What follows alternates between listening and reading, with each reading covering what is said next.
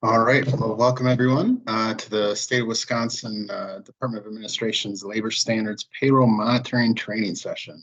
This is part of the Division of Energy, Housing, and Community Resources and the Bureau of Community Development. We'll be doing a 1-hour training and moving through this. We do have time at the end of this training for questions. If questions do arise during the training, I encourage you to enter them into the comment section. I've got fellow staff that will be kind of moderating the comments and answering questions as we go. I'd like to just take a moment to introduce our staff here at the Bureau of Community Development.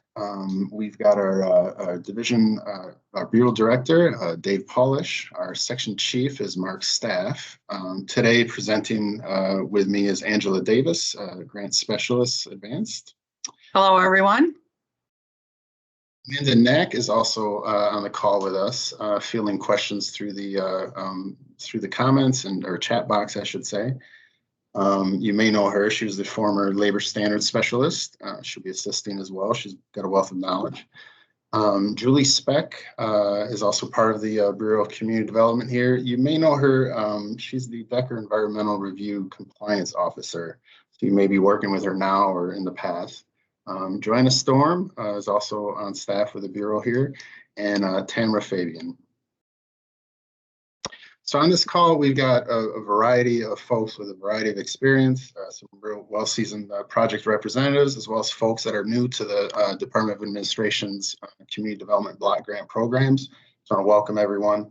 And please note again that if there are questions, we're happy to field them, but just enter them into the chat and we will we'll address them as time allows, or perhaps even afterwards release an FAQ.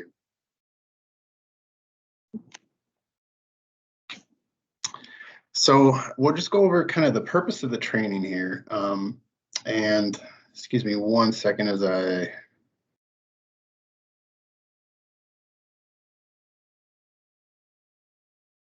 some technical issues already. So we'll go over kind of the goal of the call today, or this training. So our goal is to provide guidance on the CDBG labor standards monitoring. These include the monitoring requirements, the review of weekly certified payroll records, and compliance verification of hourly wage and fringe benefits, verifications of fringe benefit eligibility, including any reconciliation or compliance verification that's required with that. We'll also be reviewing the payroll deductions, including verifying the authorization and any reconciliation and compliance issues that come up. And finally, we'll touch on the worksite monitoring, including employee interviews and signage requirements. So all these functions that we're going to be going over today are part of the role of the Labor Standards Officer for CDBG projects, our CDBG program. And in the interest of bandwidth here, I'm going to shut this camera off because it's slowing my computer down.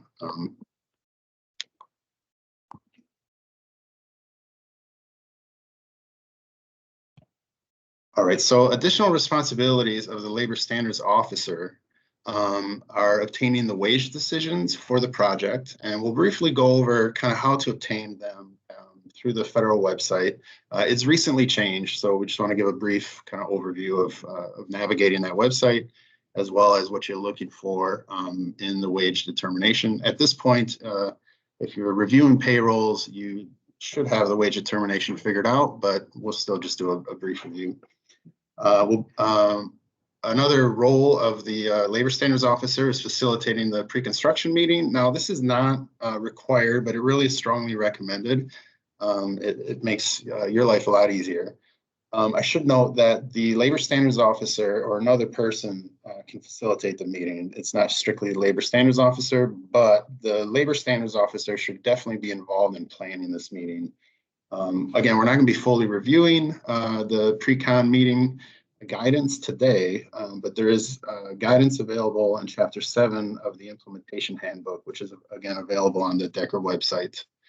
The main focus of our training today is weekly payroll records compliance monitoring. And so within this role, the labor standards officer must obtain and review all of the prime contractors and subcontractors' weekly certified payrolls and really address any compliance issues to ensure that they're resolved. So we're going to go over this role in detail as we move through this presentation. But the final role of the labor standards officer is worksite monitoring. So the labor standards officer should be conducting employee interviews and ensure that the required signage is at the project site, which we will also cover this briefly in this training. So finally, the labor standards officer must ensure that all of the labor standards related records and documentation are maintained in the project file. And so this is, you want these documents available for your reference as well as for monitoring by Decker or HUD.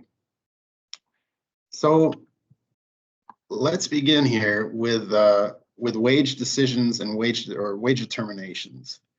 So this is the document that the labor standards officer is going to be referencing repeatedly throughout your projects. Generally, there are 5 categories of construction work within which each of the wage decisions for each type of work are documented or listed. So you got the highway, which are roadways, sidewalks and parking lots. You got heavy, which is the sewer, water lines and tunnel.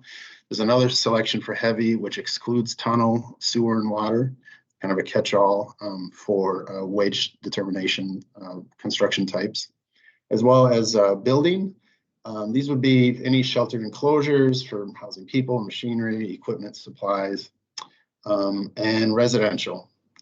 For apartment buildings with 4 or fewer stories or single family housing. I should note that the wage decision numbers, such as you see on this slide, Wisconsin 10 or Wisconsin 18 in this list, they may be different than those listed. The decisions for your project may be different than the ones listed on this slide, specifically in urban areas. But the ones we listed today they're really more common in our experience. So let's just focus for a moment on the wage decision and just kind of take it from square one.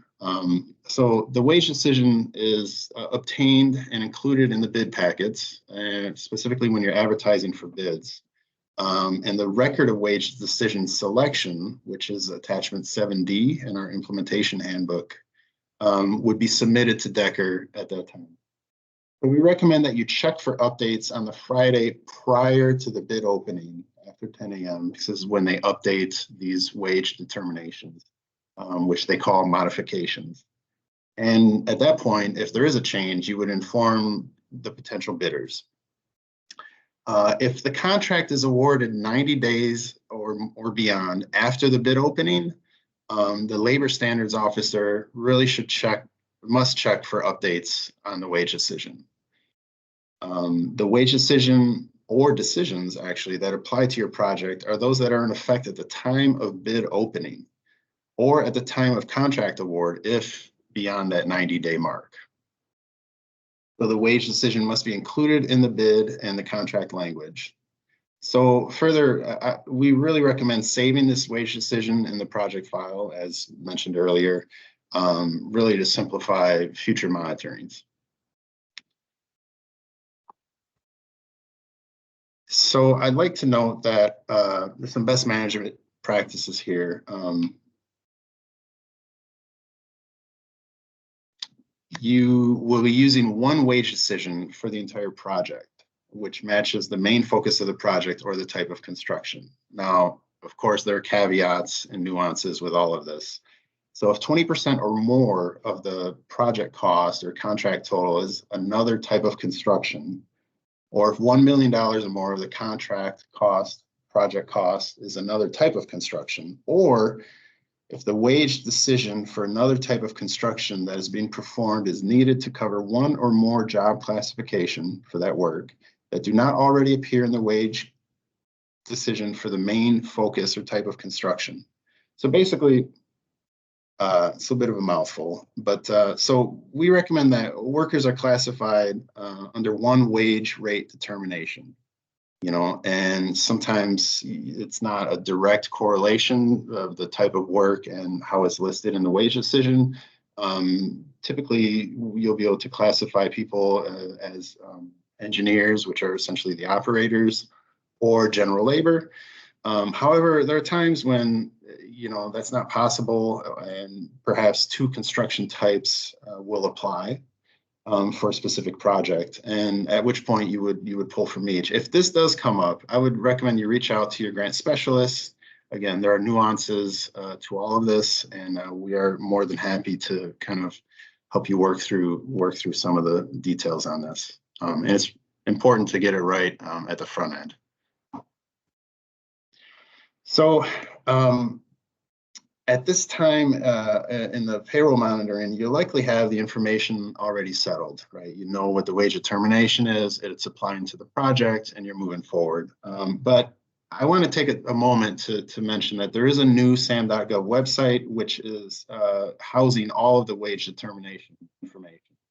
And though you can simply follow the prompts, I thought it might be helpful to just give a quick overview, especially because our implementation handbook has not really been fully updated to reflect these very recent changes to the SAM.gov website. So I will say additionally, as you work through this process, it's important to note that the building and residential determinations are really often specific to a county or a set of counties. So just be sure that the project county is listed when you're reviewing these determinations. So as we move through the website, these are just some screenshots to help you navigate it. As you would select the wage determination prompt box on the bottom left there. To access the search page, you will enter the wage decision. Oh, my mistake, sorry. To access the search page, you're going to enter the wage decision number, if you know it, in the search box and search with the icon. Conversely, you would type in Wisconsin in the search box and search, or you could search by wage rate for laborers and mechanics after you've entered the correct state. So this will lead you to the construction type. At this point, you would want to select the construction type, which would be one of the 5 categories mentioned previously, highway, heavy, or residential. And this will pull up your wage determination. Now you'll notice the arrow on the screen there pointed to active or inactive. You will want to click active, right, which gives you the latest, most updated wage determination. If you're reviewing this, if you're pulling up wage determinations after the fact, right, or like a year later, and you just want to verify that you were using the correct wage determination, you would use inactive. There's another way to seek out kind of historic modifications, but we'll get into that in a moment. So this will pull up your wage determination, and again, you want to verify the state and the construction type. As you review these wage determinations, there's some things that you really need to look out for right at the front end. The first is that you want to verify that the wage decision number and the date that are in effect at the time of the bid opening, or again, at the time that the construction contract was awarded, if it was beyond that 90-day limit. You want to verify the construction type on page 1 for the work being performed. And just take a moment and note the modification number and the date there. So the modification numbers, again, they update these regularly or relatively regularly, and they list the modification number and track all the previous versions. So the previous versions, if you happen to need it, would be listed in the history. Now, this history documents the last year, essentially the fiscal year of decisions. If you need something prior to that, when you're setting up your search, you want to make sure to check inactive. It's going to require you to scroll through a fair number of documents, but that is one method of pulling up, previous wage decisions from long ago. So as you're reviewing your wage decision, you will be you'll want to locate the job classification in the county in which the construction is occurring, and to determine the required federal wage rates, which include the base wage as well as the fringe hourly. So you can see these arrows pointing for labor, list group 1, group 2, group 3. Down below are the types of work functions that fall within those groups, and the rates in the fringe are listed there. So we'll go over just real briefly some templates for payroll record templates. Now we have there are certified payroll records and statements of compliance templates available online, not just the ones that we have listed, but there are others. But we have found that the U.S. Department of Labor template, which is linked here, as well as the Wisconsin Department of Transportation template, are most commonly used on our CDBG projects. And quite frankly, the Department of Transportation template is probably the most user-friendly as well as the most reviewer-friendly, which may be a benefit to you. So I should note that we'll go into what these templates look like, but I should note that these weekly payroll records and statements of compliance, which I'll show you some examples of what those look like, these are required from all contractors. So let's review what these templates look like. This is the U.S. Department of Labor's payroll record form.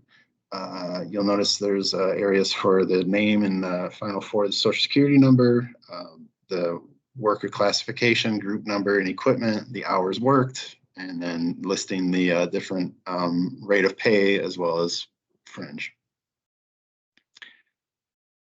The Department of Labor also has a statement of compliance template that's available if that's helpful for you. This does have to be submitted with the payroll record. And this form has essentially a signature and authorization that must be signed by the CEO or the supervisor or the contractor, verifying that the information is correct.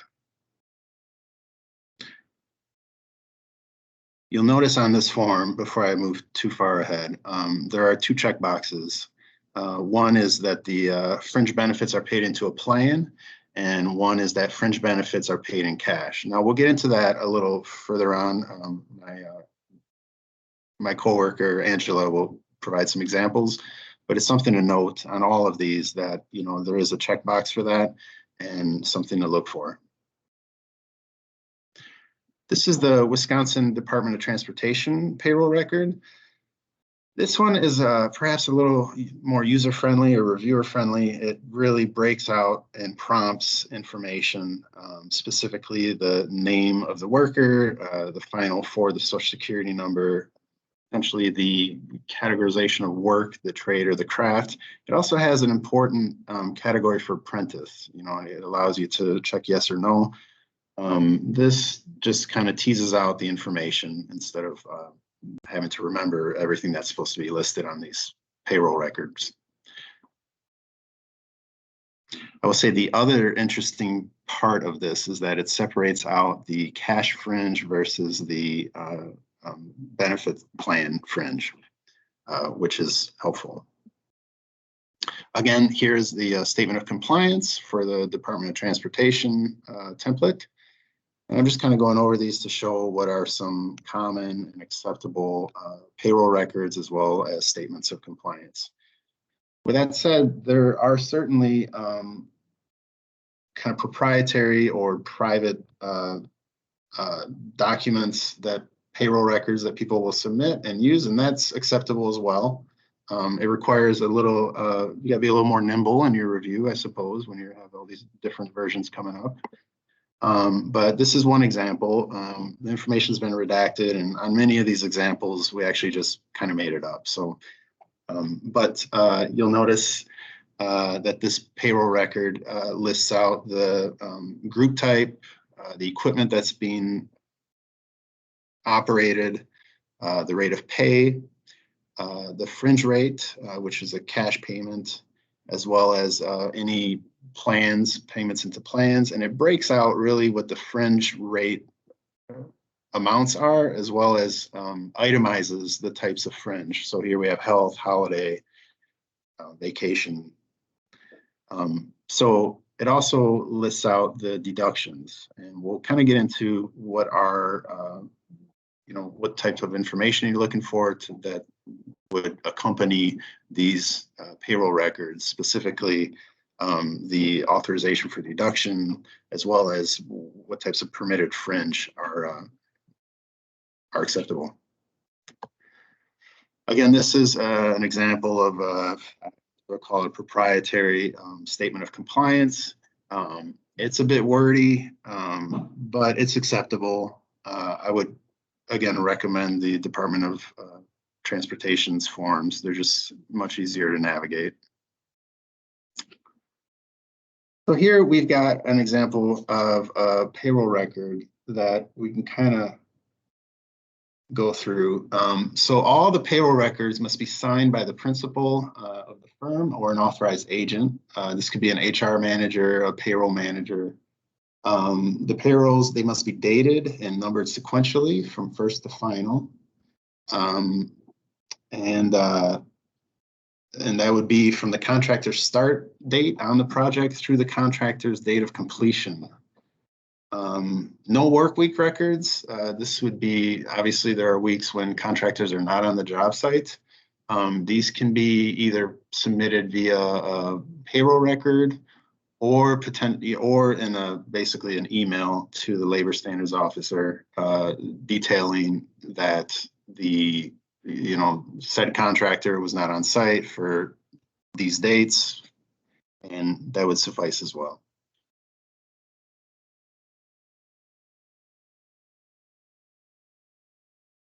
So some common issues.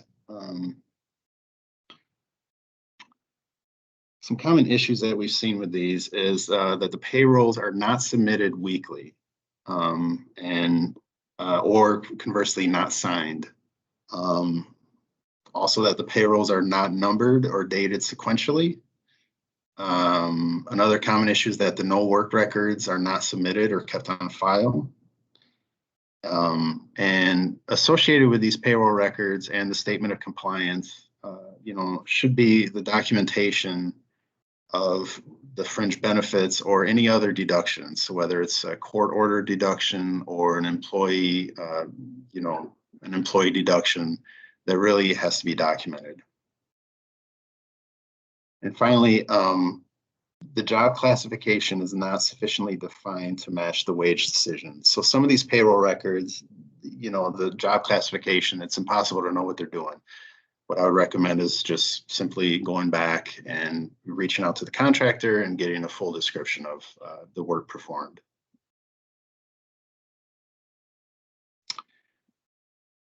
This may be redundant, but the contractor may use their own certified payroll record form for the wage entry selection section, and they can use their own payroll certification form.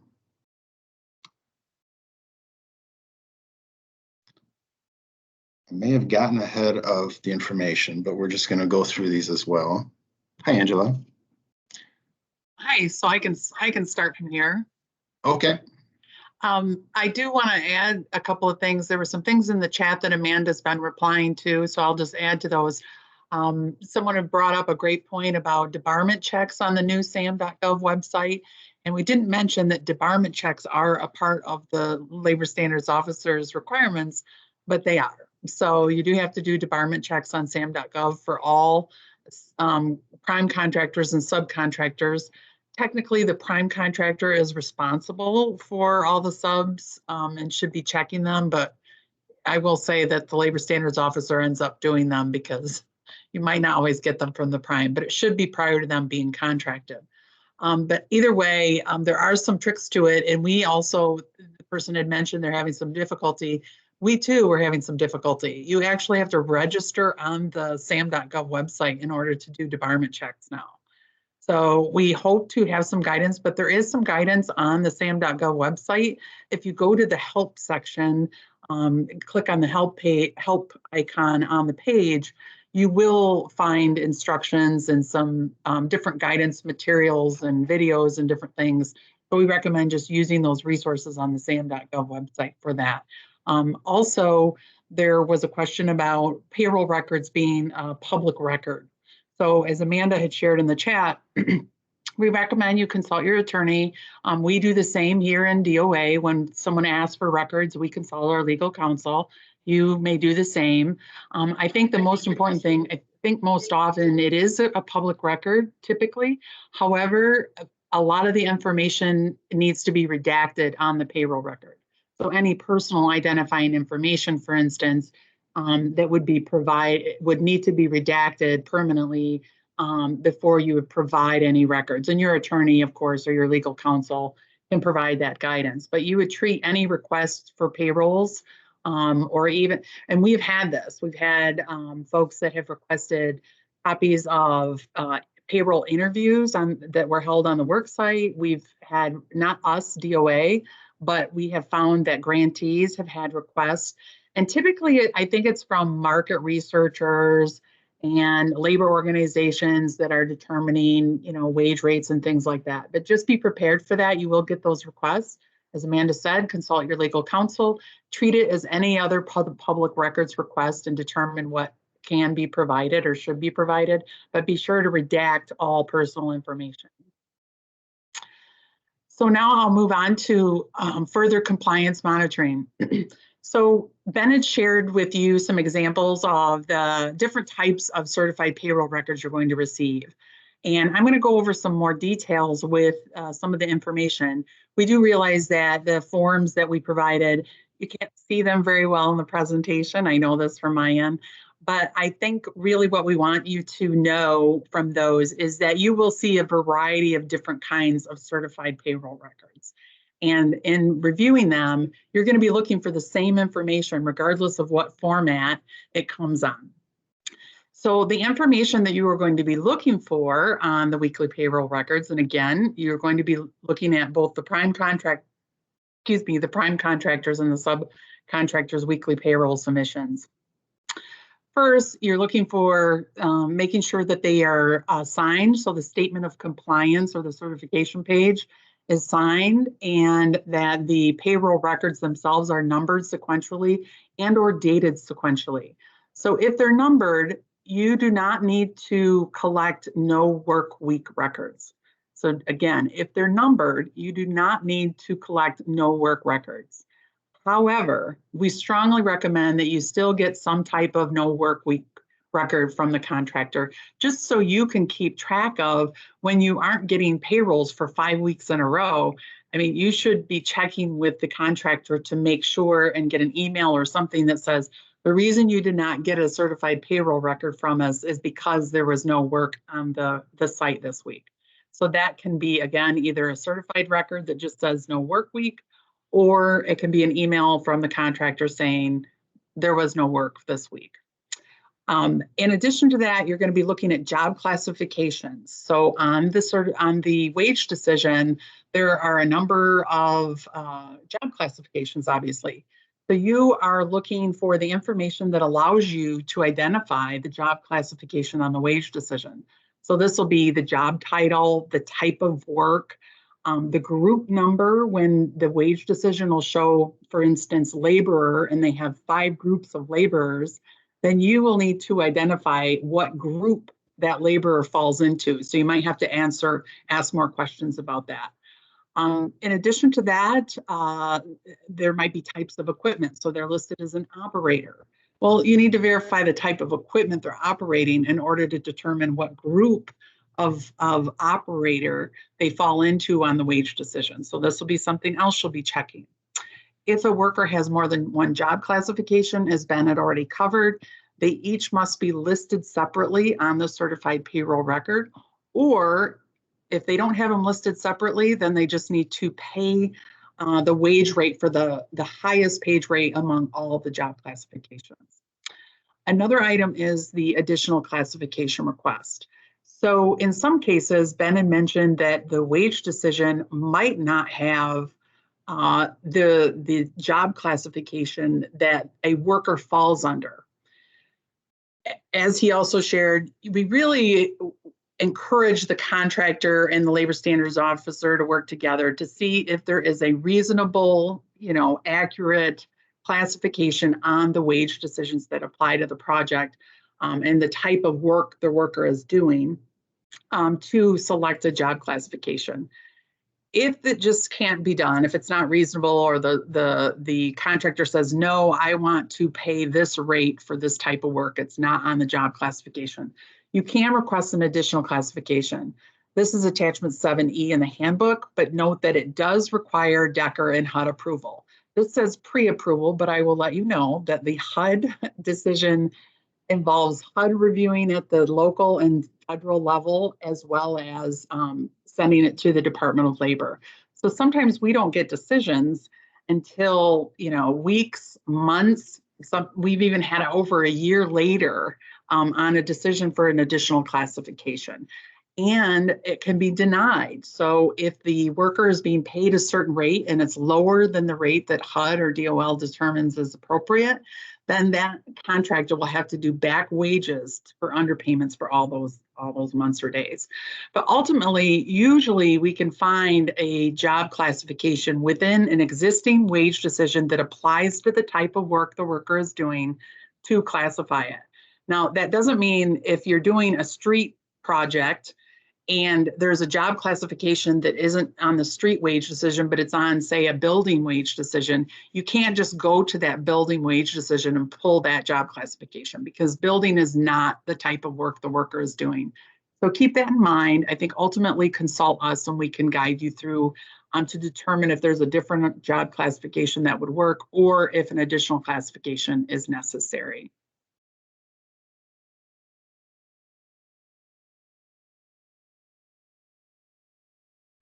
Oh, there I go. Having a little difficulty there. So I will stop here. We had, so if there are 5 no work weeks consecutive and have an email, how should the contract number payrolls? Number 14, and then for 5 weeks later, number 15, that is correct. Yeah. Again, you would need to have documentation, you would want to get something from the contractor. If they're providing certified payroll records for the no work weeks, then you can number them. They would number those. So they would do 14, 15, 16 for the 5 no work weeks. But if they're just providing an email, they can just do, after the 5 weeks of no work, the next work week that occurs can be the next certified payroll number. So additional compliance monitoring, let me just, my computer's a little delayed here. So additional things, the base hourly wage plus and overtime rates, you're checking for those. The fringe benefits and deductions, verifying that they're eligible, they're authorized, and that the values that are listed on the certified payroll records match the amounts that are listed in the supporting documentation for those particular benefits or deductions. And then if there are any apprentices, then you would be needing to obtain apprenticeship paperwork and ensuring it's a registered program, which we'll talk about briefly later. So here's a payroll record. And with this is the DOL payroll record. So as we're noting here, and I'm going to turn off my camera because it's affecting my speed of my computer here. Sometimes that helps. So for this, the ultimate thing here is, again, numbered and or dated. We tend to find every one of them are usually numbered and dated. And that's the best practice, is just they have everything numbered and dated. They have to have a date somewhere because you do have to verify the weeks in which they work. So the date has to be there. But if they're dated and they're sequential, then the numbering isn't required. But again, we usually see both, and that is best. It's easier for you and for us. Ben had mentioned the different classifications. So the job classification and the group number should be on the payroll. If they don't have it listed on the payroll, then you need to do some follow-up and ask questions and have them provide that, because you are going to need that with each weekly payroll review. And then, as we noted, multiple job classifications, you would pay the highest rate if they don't have each one listed individually, or they could have them listed individually and then show the hours that they worked in each job classification. Again, I realize this is really small. Hopefully your printed version is much clearer if you were able to print it or save it as a PDF. That's why we provided this presentation ahead of time. If you did not access it ahead of time, you can get it on our website.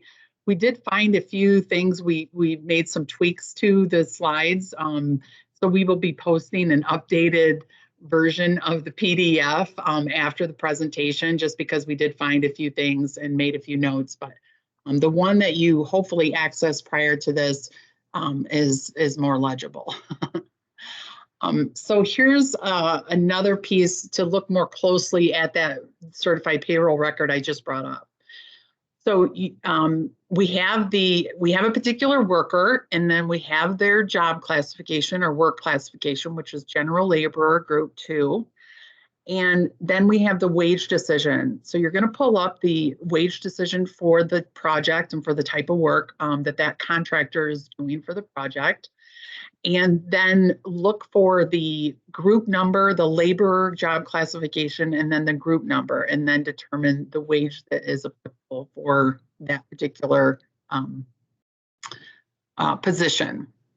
So this allows us to see both things at once. You're looking at the wage decision at the same time that you're looking at the certified payroll to look to see what the applicable wage rate is. And here on the wage decision, we have group 2, and then it lists the rate. The rate is basically the cash wage rate, the hourly wage rate. And then the fringe column has the hourly fringe rate that is the Davis-Bacon or federal wage rate that applies. So now we're going to get into the nitty-gritty of compliance. Straight time will be relatively straightforward, and those of you who've done payrolls before, this is review for you. For those of you who have not, it may be new, but I think it's relatively straightforward in terms of reading the payroll record and then reading the wage decision. Overtime gets a little more complicated. So for straight time, wage plus fringe rate, the wage plus fringe rate that appears on the wage decision, the total of that, it is what the contractor or the employee must receive. So the wage plus fringe total must be equal to, or greater than the wage plus fringe rate total that's listed on the wage decision. Pretty straightforward. We'll go over a couple of examples. Overtime is more complicated, and while labor standards is relatively simple, we will say that it gets more complicated if there's overtime. So the first thing, and these slides that are coming up are pretty detailed, where they're meant to be. We realized during the presentation this might be a little difficult to absorb, but we anticipate that you will be pulling these slides for future to reference when you're looking at payrolls, especially new folks. So that's why these are more detailed than typically a PowerPoint slide would be. So hopefully they'll be helpful to you later in referencing them. But so for the overtime, there's a few different scenarios.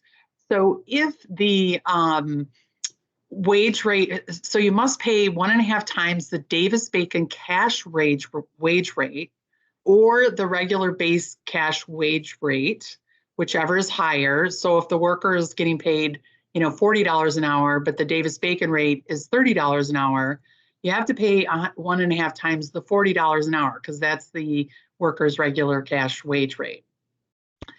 And this is for hours worked over 40 hours on the CDBG project.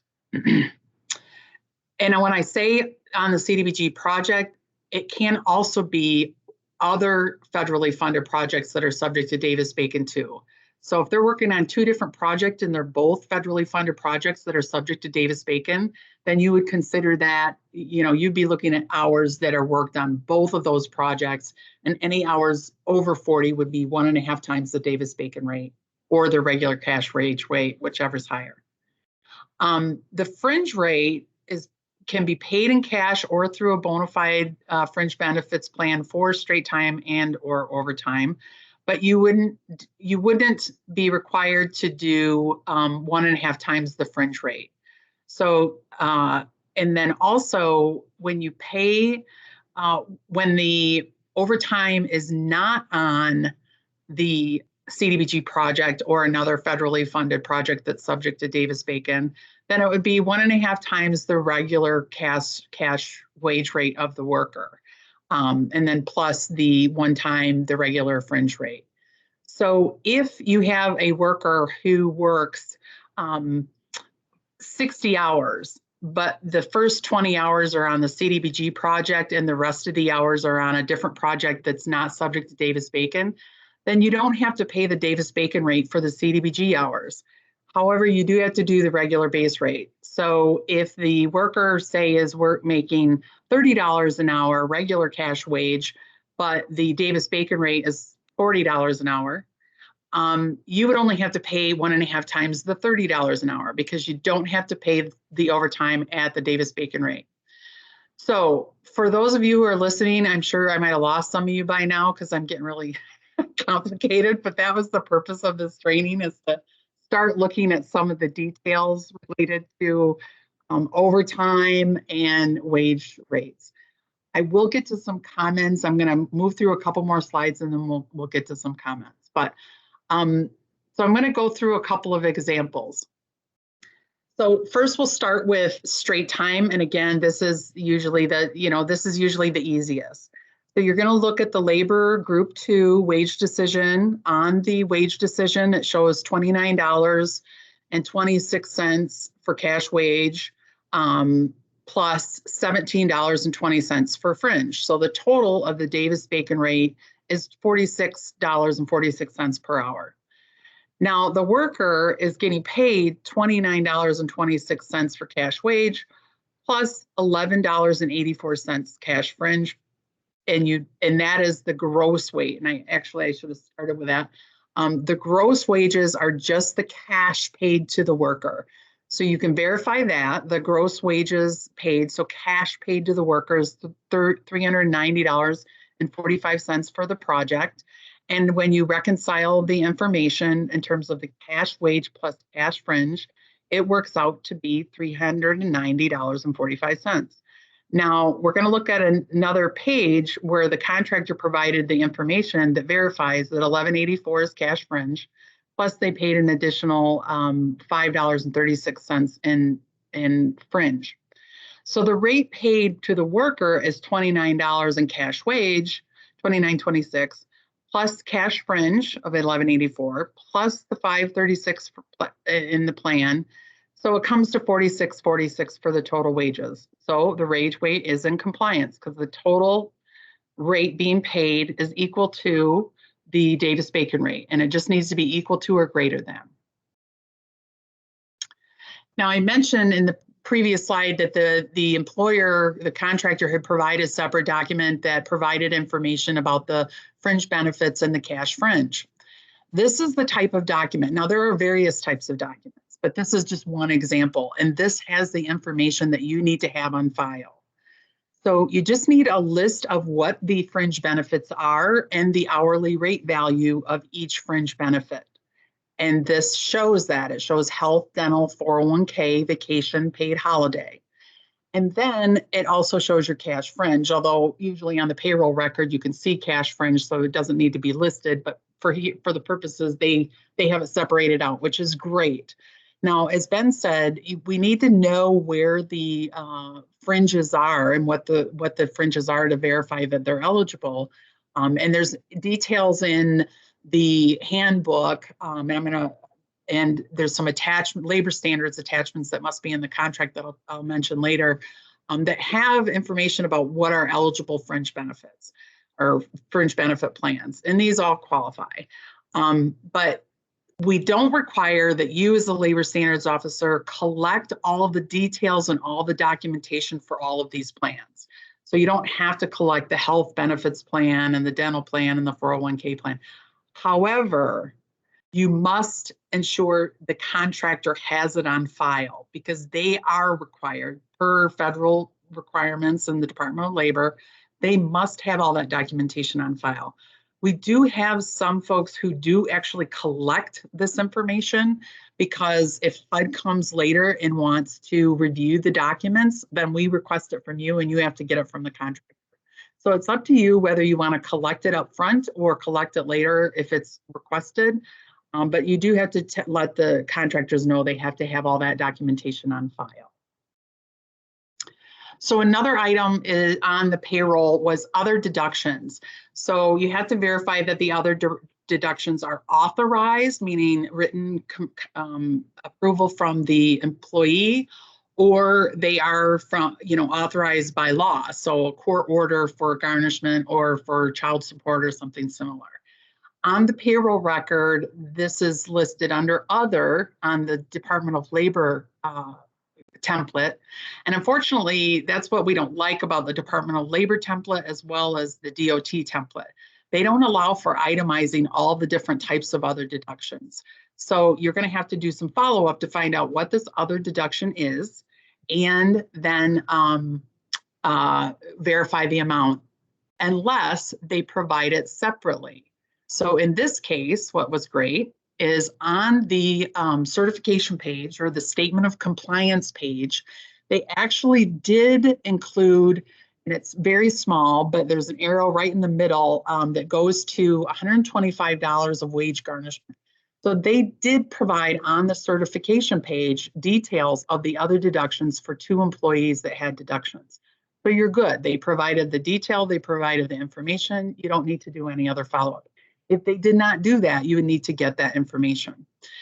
Also on the certification page or the statement of compliance, they checked both fringe paid in cash and fringe paid into a plan, because that was the case. And it was signed, but you just need to make sure it's signed. I think one of the biggest errors we find here are the fringe benefits and the other deductions are not itemized, they're not detailed. And another issue is they don't check when the fringe is paid in cash or paid in fringe. They might leave them both blank, or they check the fringe. They indicate that the fringe paid is paid in the plan, but they don't mark that it's paid in cash, when sometimes it is also paid in cash, and they don't note that on the certification page. So be looking for that. So here's another record. Again, this is small, but I'll just make a note because this is a common one we see with a lot of employers. I think it's a software that they all use, and it's really great because it allows for an itemization of fringe benefits and other deductions right on the certification, right on the payroll record. And with this, that's all you need. You don't need to collect additional documentation. Now, if there's something listed like miscellaneous for other deductions, you will need to clarify what miscellaneous is, because we're going to ask. But otherwise, if they have, all the benefits listed, they have all the other deductions like union dues and union administration costs and use of a truck for personal use, things like that they might be doing a withholding. Those are all, it can be itemized, then you're good. Another note, just as we talked about, so in this case, they provided their own personal payroll, certified payroll, and then they use the Department of Transportation statement of compliance or certification page, and that's acceptable. So we actually prefer that, because some of the ones that create their own certification page or own statement of compliance don't have, the details, or you can't read them. They're difficult, like the one Ben showed earlier. So here's just another example of the payroll record. And this one was submitted with no certification page and no statement of compliance. And what's missing here are things like the employee ID. So a payroll record must have the employee name and employee ID. It must have the job classification. And here you would want to get more details. It lists ENG, which is engineering or engineer, which is the operator, basically power operator. And then it has the group number, but we don't know what type of equipment they're using. So you're going to need to know that. For labor, group 2, group 3, you would need to know what type of work they're doing to verify that that's the appropriate labor group. Other things that are signs here that you'll need to do follow-up are they give the total hours and then they show the hours for the CDBG project. So you will need to determine if those hours completed on a different project were from a federally funded project or a federally funded project that's subject to Davis-Bacon, because not all federally funded projects are subject to Davis-Bacon. USDA is one of those exceptions. But you need to get that information because that'll have implications on overtime. Note that there's no fringe rate listed, but the pay rate that's paid appears to be what would be a typical cash, wage rate. So there's probably some fringe being paid somewhere, and you'll need to get clarification. And again, the other deductions, there's a list of other deductions, but we don't know what those are. So you need to get that information.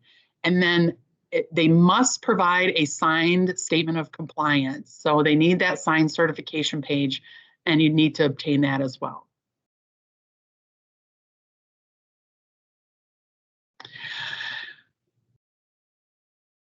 Sorry, I'm just checking the chat real quick. Okay, I'm back to this. Now we're going to get into state weight. I knew we'd be running close because this is the first time we're running the training. So I'm going to try and move forward fairly quickly here. The wage rate compliance, this is straight time. We covered this briefly earlier, so I'm just going to cover it again because I'm going to show the contrast of straight time versus overtime. And the example here, the form that this was drawn from is the Department of Transportation form. So this is how we discovered there were actually formula errors in the Department of Transportation form that's currently online because it doesn't calculate the hours worked for the entire work week correctly. So that's where you're going to have to make some adjustments to the formula. But here the Davis-Bacon wage rate on the wage decision is $64.92 when you total up the wage rate plus the fringe and multiply that times 40 hours that they worked on the CDBG project. And that gives you the total amount of cash or wage plus fringe that needed to be paid to the worker. The workers paid $36.12 in cash wage plus $28.80 in fringe. So the cash wage is less than the Davis-Bacon rate that's listed on the wage decision, but they make up for it in the fringe rate so that the total rate being paid is $64.92 per hour. So it meets the minimum requirements of paying the Davis-Bacon rate or the federal rate that's listed on the wage decision for this particular worker for this week. So it is in compliance, everything totals correctly for straight time.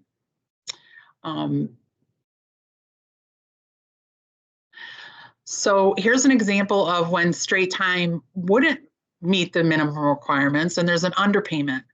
In this case, the Davis-Bacon rate, again, is $64.92, and it has the breakup of the wage plus fringe. The workers paid $41.12 in cash wage, which does meet the federal cash wage rate that is listed on the wage decision.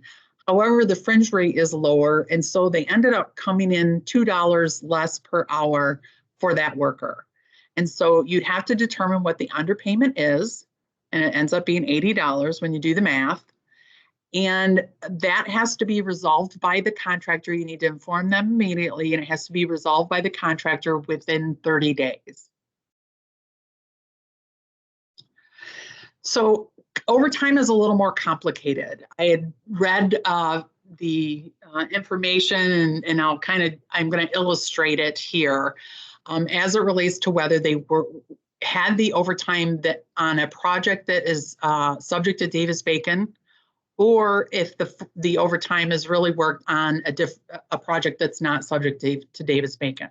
So if it was if the overtime was on the Davis-Bacon project, then they would have to pay 1.5 times the Davis-Bacon cash wage rate plus 1 time the straight time fringe rate. But if it was on a different project, then they can use 1.5 times the regular base rate. It doesn't have to be the Davis-Bacon rate plus the 1 time the fringe rate. So you're calculating overtime. This person has 4 hours that they worked on the CDBG project, and then they show other hours worked below.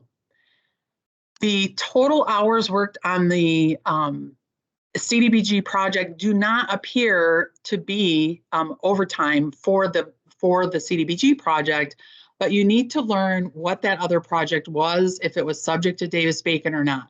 Because if it was not, then again, it changes the overtime rate. So the Davis-Bacon rate, let's give an example of the Davis-Bacon wage rate on this, and I show $33 in cash wage plus $17.49 fringe. So it's $50.49 is the total.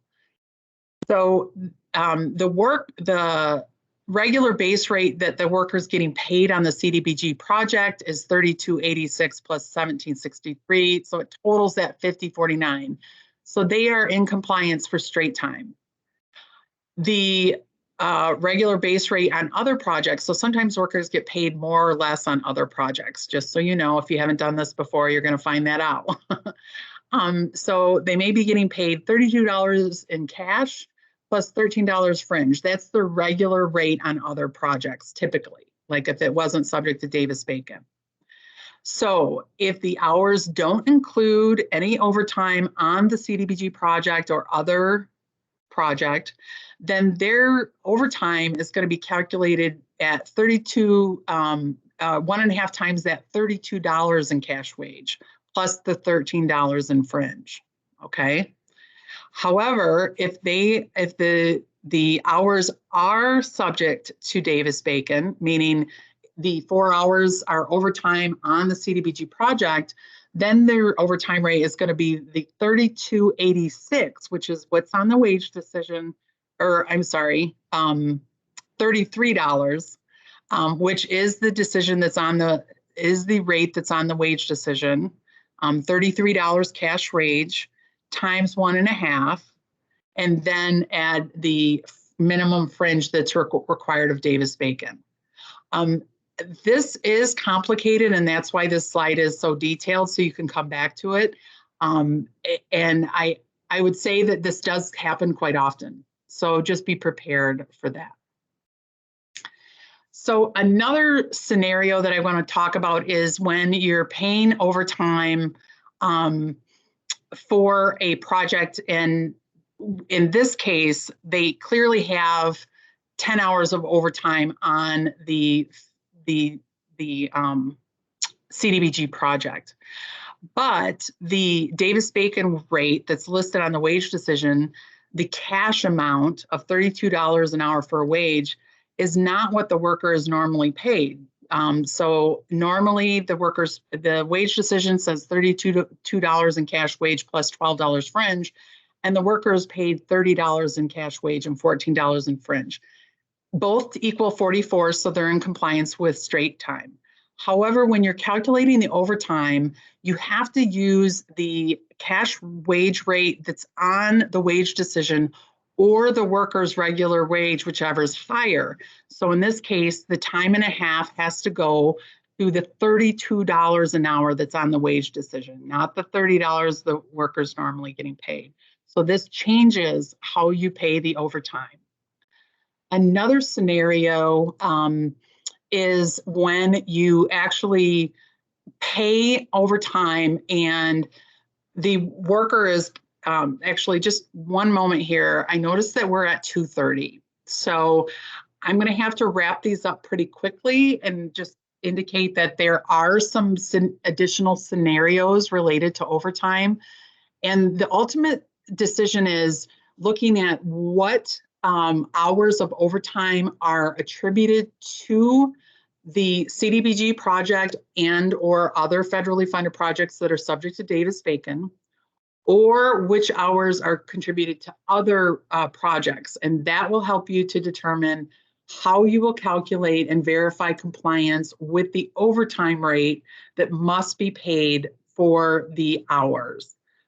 Because that is very, very important to get that clarification from the contractor.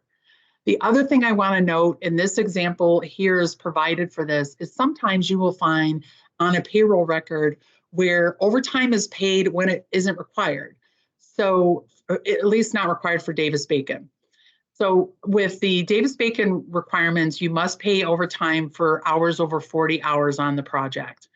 However, we often find that union contracts or other arrangements require or have the contractor paying overtime for any hours over 8 hours in a day. So when they pay overtime, extra overtime, so to speak, that isn't required for Davis-Bacon compliance, they can apply the extra amount paid in overtime toward any underpayment. So maybe you find that they underpaid. In this case, it shows a $4 underpayment for straight time wages. However, they paid overtime for hours that they didn't need to. So you can calculate the total amount owed based on the Davis-Bacon wage rate for the straight time, and then subtract whatever's extra that they paid, the extra amount paid for overtime, and apply that to verify that there is no overtime that is due, or whether there's still any underpayments due. And in this case, it's not. Another item we talked about was apprentices, and that's what we like about the Department of Transportation site. It prompts you to answer whether they're an apprentice or not. And when they are, you will need to verify they have the apprenticeship paperwork on file. This is an example of the DWD apprenticeship paperwork, and there are several pages. These are only 4 of, I think, 8 pages. But ultimately, it's verifying that the person is registered in an apprenticeship program. It gives the details of the hours required and the wage rate required. And so if it's an apprentice year 1, year 2, year 3, there are different percentages of the wage rate they must meet and that's what you would need to verify. So if they're apprentice year 4 and they need to be paid 90% of the regular journeyman's wage, then you have to determine 90% of the wage rate that's listed on the Davis-Bacon page and use that wage rate when verifying compliance. There are a couple of examples here of where fringe benefits documentation, just to give you a simple idea of the basics of what is needed. These are from contractors and labor unions that are provided to contractors.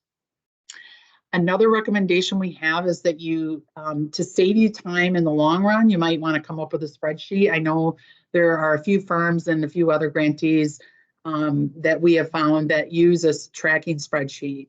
And these can be helpful to save you time later, because then you're just checking the first set of payrolls, and then you can go back and you have the detailed information to be able to verify, are they still in compliance? Are they getting still paid the same wage rate that they got paid on the first payroll? You already verified it was in compliance, so you're good to go.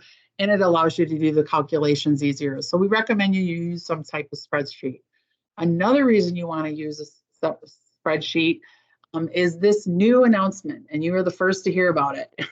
It is come up with, there's new federal regulations related to Section 3, which is reporting of low and moderate income contracting and employees that work on the CDBG project. So there's new reporting. Those of you who are new, this won't be you won't know any different, but those of you who've been doing this a while, this is a huge change.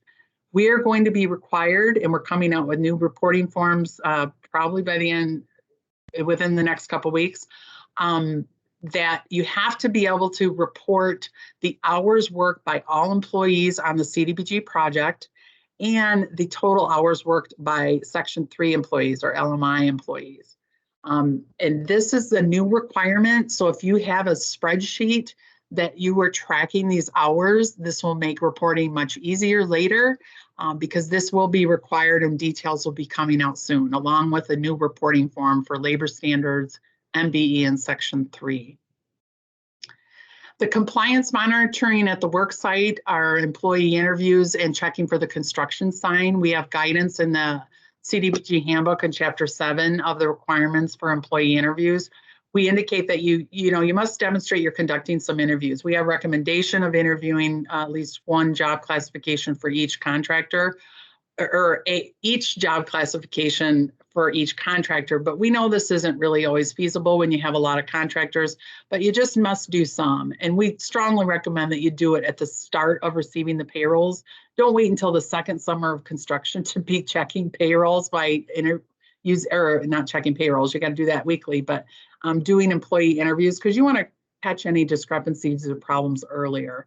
And then you'll just need to follow up with any discrepancies on the interview records. We do find a lot of workers don't know their hourly wage rate. So, you do the best you can, and then you would ask for pay stubs to verify pay rates when there are discrepancies. And there's guidance in the handbook in attachment 7S and 7T related to the signage that's required, and the wage decisions also have to be posted at the site, and these need to be visible and accessible to workers. As I noted, any underpayments need to be resolved within 30 days. Pay stubs are obtained to verify it. There is an overtime liquidated damages requirement that may apply. We typically only enforce this, and this is per HUD guidance, when we feel that there's real negligence or intention related to overtime underpayment, but it can be enforced. And you would contact us if there was overtime underpayments, and we would determine if liquidated damages are due, and it would be $27 per employee per day that the overtime underpayment is not resolved. So the correction payrolls are also required when there's underpayments, and there's a couple different options here, whether it's a certified payroll record for all weeks in which the underpayments occurred, or one correction payroll with supporting documentation, and that information is provided here. In addition to that, you're going to report any underpayment and non-compliance issues on the reports listed here.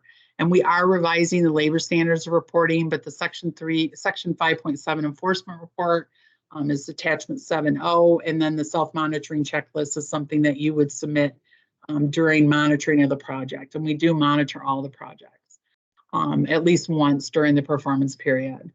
You'll maintain all the records in the project file, and there's guidance on pages 16 through 18 of the handbook for this.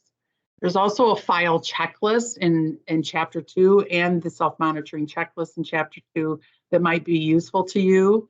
And then note that we will not issue the final CDBG payment until all of the labor standards reporting is submitted and all compliance issues have been addressed. And we may review any bidding, contracting, and labor standards documents during the project performance period. To close, here are some helpful websites. I'm going to stay on for questions because we do have some, and I'm sorry about that. My fault for going over on today's training. But here are some helpful websites. There's some listed in the handbook as well that you can reference. And I'm going to refer to questions, but as those of you who need to tune out, we will post the full training session on the website on the training and technical assistance page where we had posted this training information. It was also in your email invitation. But I'm going to open it up for questions, and also just note that you can email us at the general DOA CDBG website, our email address, and that's our Bureau website. But I want to thank you all for training, and now I'm going to address questions that are on the chat. So those of you who can stay on, please do, and we'll keep the recording on so that we can address them as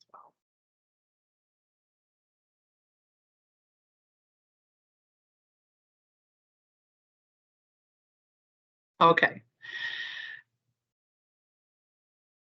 So I'm going to go back. I'm going back to the chats, and sorry, we just had so much information to cover, and we thought we could do it, and then technical stuff kind of led us to think maybe we weren't gonna, but we got through it. So.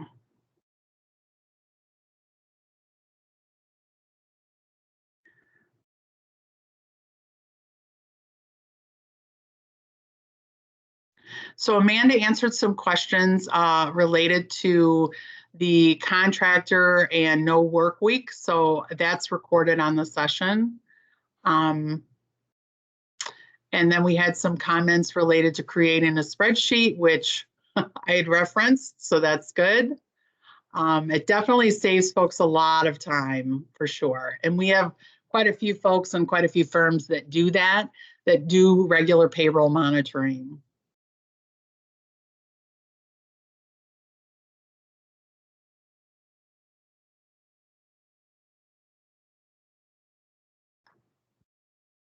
So Amanda addressed questions related to employees working on other projects, and that is true. You do need to make sure that you're checking to see what other projects they're working on. And we get some resistance from this, but the bottom line is, how do you confirm compliance if you don't know what else they're working on? Because it really does matter as it relates to overtime. Others are asking for the copy of the spreadsheet. We will think through that. We thought about issuing some type of spreadsheet. There's some trickiness to spreadsheets because sometimes they have to be customized for your contractor and the overtime rate issue if they're working on another project or not. So we'll get back to you. So those of you who've requested it, we have your name and your information. If you could email the request to the DOA CDBG at wisconsin.gov email address, and then we will follow up with you as to what we want to do for those, because we do not have a official DOA template, mainly because there is so much customization and we don't want to provide something that then you don't customize for your own use. But we'll work on it. We'll get back with you on that.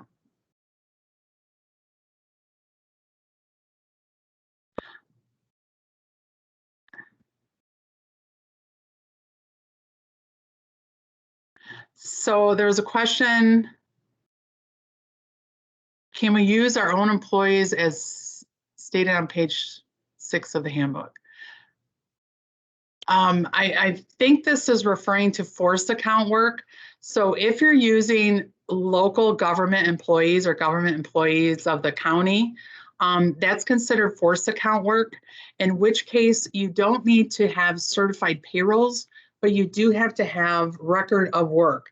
So you have to have the employees that worked, what role they had, the date they worked, and the hours they worked. So you're still recording all that information, and that's usually used when you can use CDBG dollars for it, or you can use it as match for those of you who have projects with match funding requirements. But yes, for what we call forced account work completed by employees of the government, you do not need to do certified payrolls. They aren't subject to Davis-Bacon, the wage rates. So you're just tracking their hours and everything for the project. If a contractor has an error that's clearly a typo, yes, you can request that they just fix it. That's fine. I think as far as it being official, I guess if they submitted an original certified payroll record and they're changing it, I guess you would at least have them sign it with a new date or something to just reflect that it was revised from the original submission, to make that correction. That's up to you. I think for the most part, if it's really something simple and they're just making a minor correction, it may not require a whole new resubmission, but you can make that decision.